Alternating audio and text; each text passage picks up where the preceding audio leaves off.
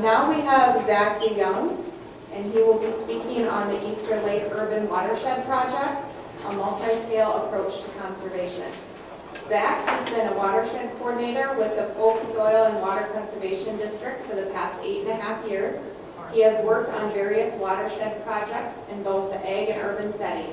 He's been on this Easter Lake Watershed Project for the past 3.5 years. Please help me welcome Zach DeYoung. All right, well, thank you everyone for coming. I know there's some stiff competition. There's a lot of great programs going on, especially right now at this time slot. So we appreciate you coming here today. So the title of our presentation is Easter Lake Watershed Project, a multi-scale approach to conservation. I'm going to kick things off. I'm going to give a little bit of an overview of Easter Lake itself, its watershed, some of the problems that we've been facing, and how we're going about treating those problems. And then I'll hand it off to Jason, who's then going to talk about a study that we're doing to see about how effective some of these practices are that we've been installing. All right, so just to kind of get an idea of everyone in the room, is there anyone in here who's never been to Easter Lake before? One person? All right, well, then everyone knows probably quite a bit about this. I might not even need this slide, but just in case. So here's the watershed here. So it's in the south side of Des Moines. It's kind of a unique watershed in that it's all urbanized. It's mostly completely developed. There's only a small ag portion down here on the southeast corner. To give you get your bearings here a little bit, on the far west side of the watershed is the Des Moines Airport. Fleur Drive passes down through here, north-south, southeast 14th Street.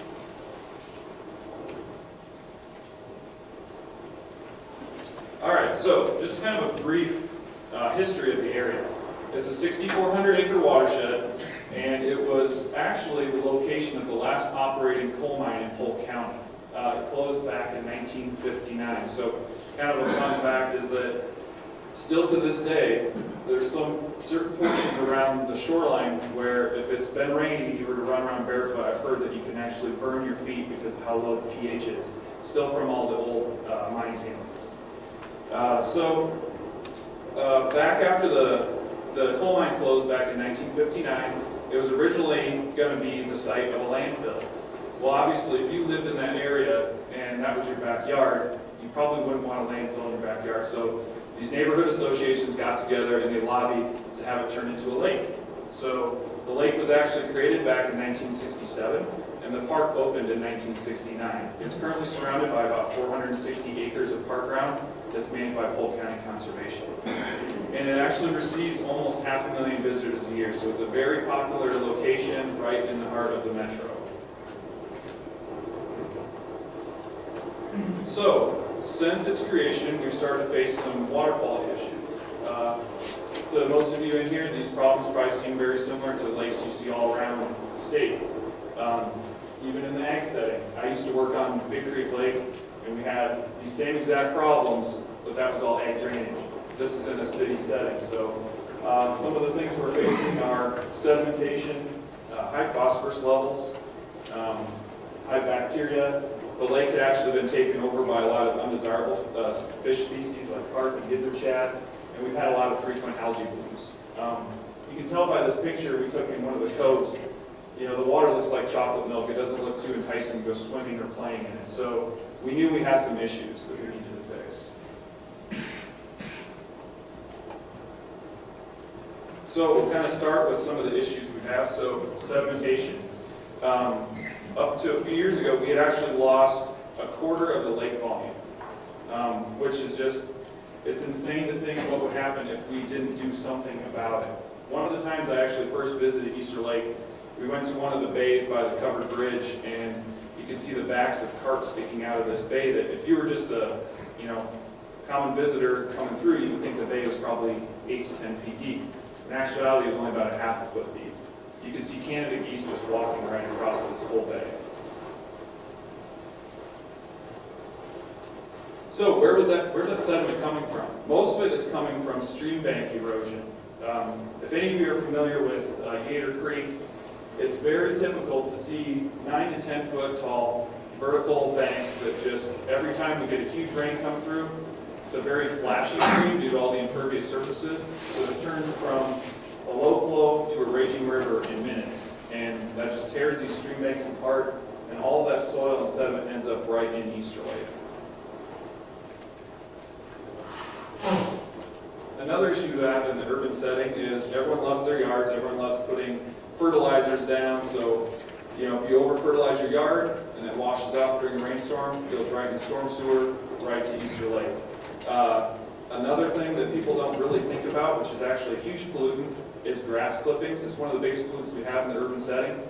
Just from people not blowing the grass clippings back into their yard. We're seeing so much of this going on that we decided to do a little bit of a study with some storm sewer nets and put them in a few strategically located locations and check them every month and just see what we were finding. We've had some months, this picture here on the bottom right obviously isn't all grass clippings, but just to give you an idea, I pulled 92 pounds of leaf litter, sediment, all the above in 1 month. And that's out of one storm sewer intake. So if you can imagine how many there are in Des Moines or in the Easter Lake watershed, all that gets right into Easter Lake. So we've been keeping track of that. I think we've been doing it for about 1.5 years and have collected over 600 pounds of grass clippings, leaf litter, sediment. And it's kind of funny because once I started collecting out of this net, there were some people that lived right on the street that were always blowing grass clippings into the street. And one time I was out there collecting and they kind of looked over and saw me pulling this basket out, putting it into a tub and going off in a government vehicle. So in the future from then on, he was not blowing his grass clippings in the street. He was probably very confused as to what I was doing. So then obviously the impervious surfaces. This is a very typical scene down in Easter Lake with all the Walmarts, the Home Depots, Menards. When any rainfall occurs, there's nowhere for it to go. The little bit of green space we do have is not much better than concrete. Basically, as soon as the rain starts, you can look out your window when you're down in the Easter Lake watershed and you start to see runoff occur almost instantly. Bacteria, this is another very common problem statewide. You can see in the picture there's hundreds of Canada geese there. I've read some materials and found out that Canada geese can produce up to 2 pounds of feces a day. So if you have hundreds of them out on your lake, just think about that input that you're facing. And then we also did a survey and found out there's 10,000 dogs in the watershed. Pretty sure not everyone picks up after their dogs, so where does that end up? We're doing a side study with Mary Skopek, and she's actually presenting on that right now. But we're doing a monitoring well study, so we installed some monitoring wells in some of our practices, just to see how water is affected before it gets into the system, while it's in the system, and when it leaves. One of our enhanced rain gardens is located near where all these geese hang out. Our bacteria levels were off the charts. So they do have a huge impact. So we have this great resource. It's right in the metro. 500,000 people use it a year.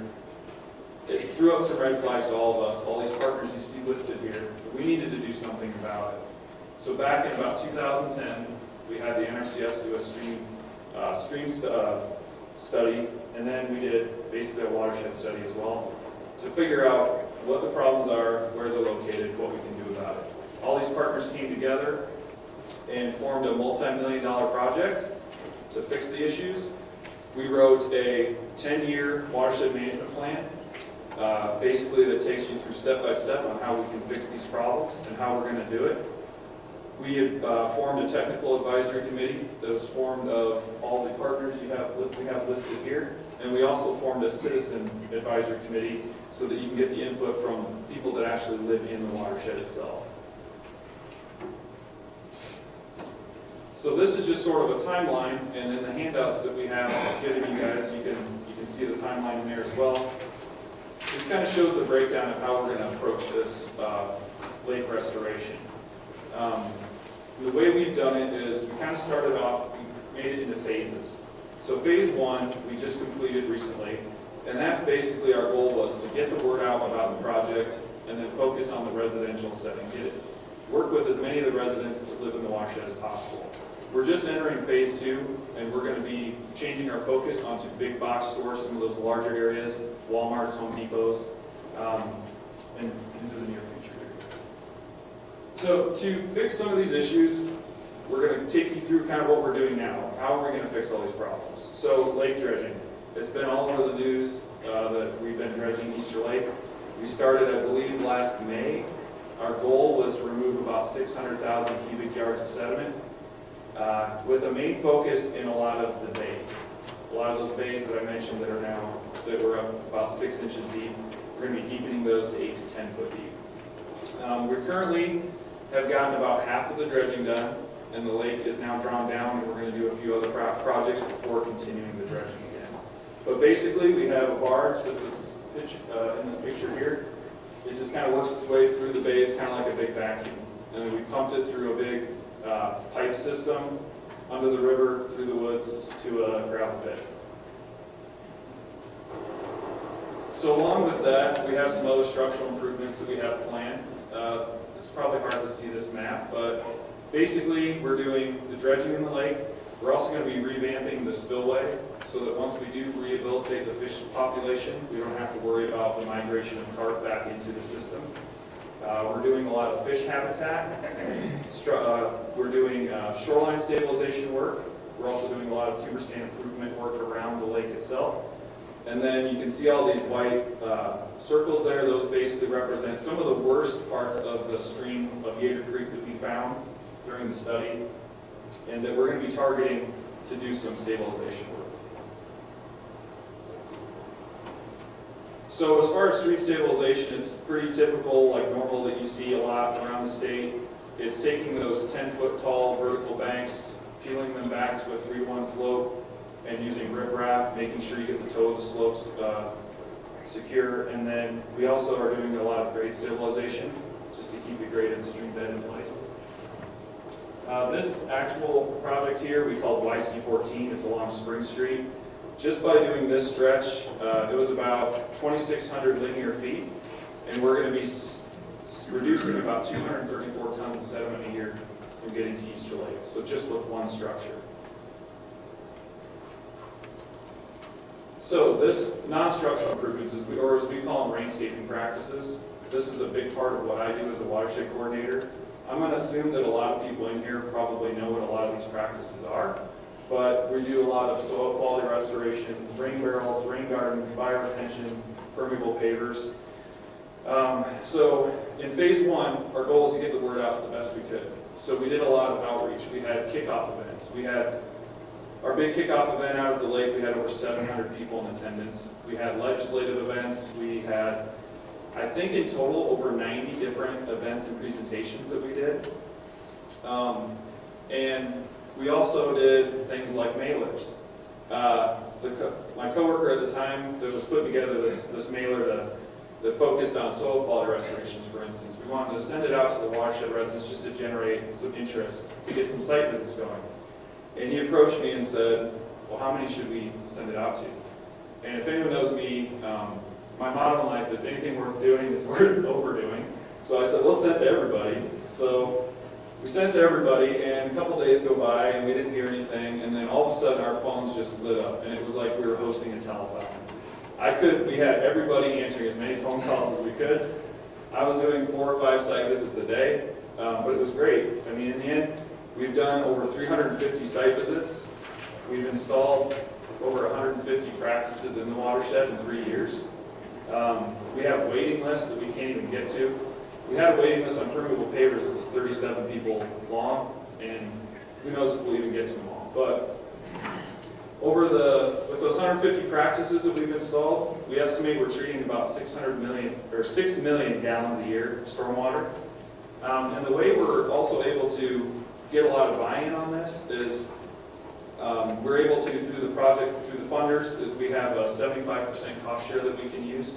So it just kind of helps, you know, if you can cover those costs, it gets a little more buy-in when they don't have to cover the full load.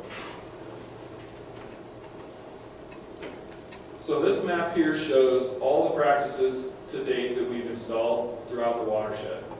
And as a watershed coordinator, a lot of times when you take on a project, you approach it as what we call the shotgun approach to conservation, where you kind of just do practices wherever there's a need or a want without it. Sometimes you try to focus it in, but a lot of times you're just helping who wants help. And it's great, and we know these practices are working. We've done some estimates to figure out kind of what kind of good that we're doing in the watershed. But we wanted a way to really find out how well they're working. So I met with Jason, and we kind of discussed a possible study to measure that, and he's going to go into now how we set it up and what kind of results we saw. Good morning. Jason Palmer with the Iowa DNR Watershed Improvement Section. Like Zach mentioned, a lot of hard work going into the Easter Lake project, both in the stream, in the lake, and also on the landscape. The thing that we got into was trying to, as he laid out, try to determine whether or not the work that we would be doing in a landscape like this across a very large watershed with a multitude of urban situations and problems going on, whether or not these non-structural BMPs that he was mentioning earlier could have an impact. And to do that, we wanted to focus in on areas that we could control, areas that we could really look at and assess with more detail and at a closer, smaller scale. So on the upper northern portion of the map, in yellow, we have our test basin, EL54, and then our bottom, we have a control basin. These two are fairly similar watersheds, both in their slopes, sizes, kind of age of development in terms of the style and size of homes that are there and the size of yards that are there. And so what we did is Zach, I did none of this, Zach did all the work in terms of going out there, really targeted this top basin, EL54, like crazy. And I kind of ignored the folks down here. EL54, the test basin here, this is kind of the beginning of the project where he was starting to do some implementation. This is 2014. This is a kind of a parcel by parcel impervious cover map. So you can see we've got a lot of things that are showing up in this 30 to 100% or 20 to 30% impervious surface that's not treated, that's directly able to make its way into a stormwater system. Moving forward, just in a couple of good years of hard work, we see a pretty drastic shift on some of these parcel by parcel snapshots of what type of imperviousness there was in these parcels. Some of the ones that went down to this scale, I mean, that zero is correct. Some of them are treating 100% of their runoff that could be coming from their particular yard, driveway, rooftop. And in order to try to quantify whether or not these parcel by parcel, homeowner at a time approaches were working, we decided that we needed to do some monitoring at the outlets of each of these. And the great thing about an urban watershed, I guess, is that you have a very defined outlet. You have a pipe. You have a stormwater outfall where water is going to exit that landscape and enter into, in this case, directly into Easter Lake itself.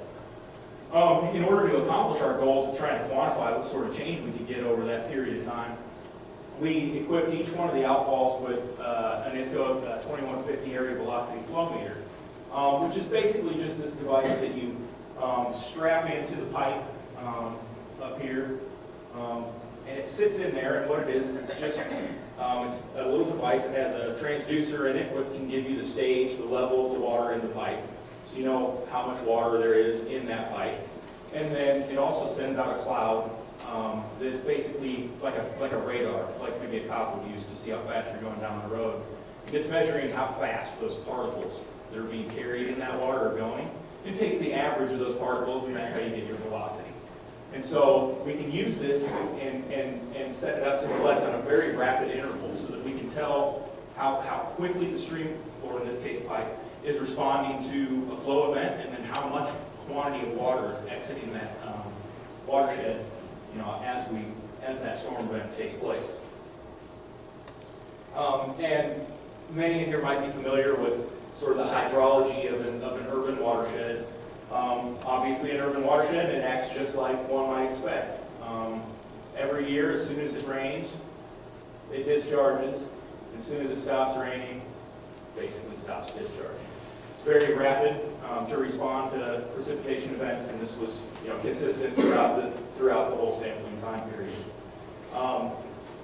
one thing that we can see from this, by being able to isolate individual events and look at what's going on sort of at an event-by-event scale, we can start to see the level of importance of individual precipitation events to the overall amount of water that's exiting the watershed, exiting that urban area. And one of the things that Zach pointed out earlier is that one of the kind of key points or key problems in this landscape is that you get a large quantity of that water exiting a pipe, surface, whatever. It makes its way into Gator Creek in this case, to just rips those banks up. So anything that we can do to take out, to lower the impact of these individual events cumulatively on that stream itself is looked at as a positive key step towards putting this watershed into a situation where it's, can minimize the impact of the lake itself. Just looking at year to year, the variability of the precipitation events and therefore runoff events that we got, you can see that, we had 41% of the cumulative discharge from this basin, occurred in 3 events.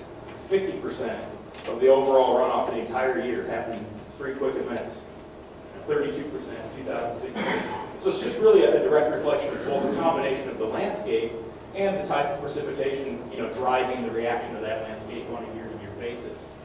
So far, 2014 to 2016, we've got some overall quantification of what's been exiting this basin, this test basin, where all this work has been taking place, as well as some information about what was taking place in that control basin, EL85. And as you can see, we've got here the first year of the project is on the left, 2014.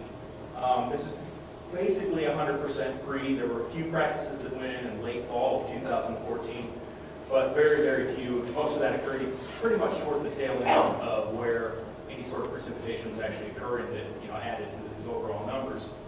So as you can see that the EL85 on the top, where we have 2014 to 2015, we saw about 32%, 33% of the cumulative discharge, of the cumulative precip expressed as discharge in that particular watershed. And sort of our baseline for 54, we got about a little over a quarter of the precip expressing as discharge. And then you see in that first year, just what occurred from 2014's fall to 2015's implementation period in the spring, and a lot of different, I think this is when a lot of pervious paver driveways went in, and a lot of rooftops were disconnected and put into those systems. We saw over a 38% decrease in the amount of runoff that was expressed in this watershed. Moving forward, comparing what occurred back to kind of pre-implementation to the 2016 season, it was about a 17% decrease. So you add those together, and we've got over the 25% total reduction in stormwater flow from this little basin. And so what this is showing us is that there are things that can happen. The needle can move the right direction when working, on an individual basis, homeowner to homeowner, yard to yard. And having somebody do all that work, knock on all those doors, does yield results. So this is just something that you look at as a small drop in the bucket. It's a small basin relative to the overall. It's 19.6 acres relative to the 6,500 acres, whatever. But as you start to look, you can make a difference as you move forward on this type of landscape with these types of projects. The 2015 season provided us with a lot of good information. It was a heavy precip year. There were a lot of very frequent events that we had to isolate, kind of tease out what was happening on the landscape. And so most people familiar with stormwater systems and BMP installations. What we try to do is to kind of design our products that go on the landscape to treat that first inch and a quarter of precip. And so this is about as close to a design storm as you can get. Very, pretty ferocious intensity, even 35 minutes. This is a heavy thunderstorm, mid-July, July 26th. You can see there's a major difference there between the test basin, where we have some implementation going on, and our control. And that tracks pretty well with that overall number, that we showed cumulatively through the whole project in each year. But then what made this a very interesting comparison is that Slightly less than 24 hours later, we got another basically designed storm event where we had roughly 1.25 inches of rain hit this same exact landscape, just slightly less than 24 hours later. And so what we saw was something quite different occurred. On our control basin, we saw a little bit of an increase in the amount of runoff, about a 10%, 11% increase, and that should be expected. You know, as you start to saturate a landscape, you produce more runoff. This happens in any landscape, whether it's urban, rural, whatever. The soil can only hold so much water, so you produce more runoff. But in the test basin, we saw a doubling, over 100% increase in the amount of discharge that was produced from that basin, jumping it all the way up to 35%. So this tells us a couple of different things. It's both a positive and a negative, depending on how you want to look at it. What it does is it shows us a fingerprint of our BMP installations on the landscape. It shows us that by design, what we're doing is working. It's working as designed. You can see that we had reductions during that design storm, but it's only designed for that first 1.25 inches. So 24 hours later, we saw a massive increase in the amount of runoff that occurred, which shows us that cumulatively, in that global view of that year-to-year reduction, we feel pretty confident that we can assign that reduction in discharge to the installation, at least some percentage of the installation of these BMPs, because you can see on an event-to-event basis, they are working. The thing that can be looked at as sort of a negative is that maybe we're not doing enough, because when you look at the resilience, when you look at a watershed, you look at a landscape, building resiliency in that landscape is sort of the key to making it be a more sustainable landscape that can take things like, stacked event, real world situations where it rains one day and then it rains the next, because that happens. There's the amount of runoff that can come out of that second storm and the amount of erosion that can occur in a stream corridor downstream of that, that might overwhelm the initial reduction that you get in terms of that reduction. And so it shows us that while we're making differences, we maybe have to take a look at, globally take a look at the types of or the size of BMP installations that go onto these sorts of landscapes. Do we have to address a larger discharge event than that 1.25 inches? Is that adequate? As we showed a few slides back, with sometimes as much as 50% of the cumulative runoff coming from just 3 events, these higher end events do contribute very substantially to what we can see pulsing down these urban systems. So moving forward, in the next couple of years, we're going to be attacking that test basin pretty heavily, and I have to wrap up. And we're going to install this equipment and continue this monitoring as we move forward with this project to see over time what sort of results we can continue to get. So I guess with that, we can take questions. Yep, we have time for our questions. The southern part of the watershed has retention basins. I think Adam showed its design a couple decades ago. Yep. And when I worked in the city of Des Moines, we were working in that area extensively. Did you focus at all on that controlled portion of the watershed? Yeah. We haven't really focused specifically on that. We've kind of been addressing people like, people want practices to go to the site visits in those areas. In some of those areas, since they do have those sort of some treatment, it may not rate as high as some of these other areas where they're doing. They're right on the stream. Yep. Okay. But yeah.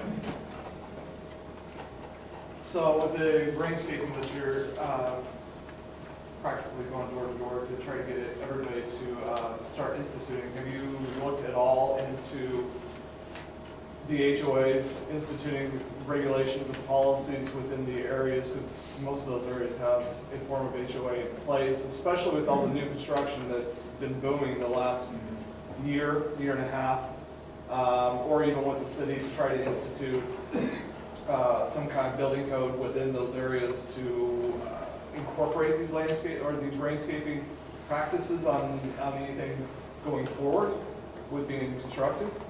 It's an interesting point to bring up. We have been meeting with some of the homeowners associations and keeping them up to speed on everything. And the city is heavily involved in the project as well. To this point, we haven't gotten anywhere to where we start discussing regulations of any sort, but it's a good point to bring up. And I guess to go along with that, we're trying to keep everyone as up to speed on the project and informed as possible so that they have that in mind when they are building some of these new neighborhoods. But we do have a plan to work with homeowner associations in the future, for sure. All right, thank you, Zach and Jason.